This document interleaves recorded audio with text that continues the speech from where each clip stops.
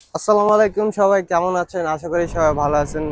আমি আলহামদুলিল্লাহ ভালো আছি। আজকে DJI Osmo Action 5 Pro আপনাদেরকে আনবক্সিং করাবো। আর আমার হাতে আছে GoPro 11। দুটা কম্পেয়ার ভিডিও করব আজকে। দেখা যাক কোনটা ভালো এবং আপনাদেরকে অবশ্যই রিভিউ দেওয়ার চেষ্টা করব।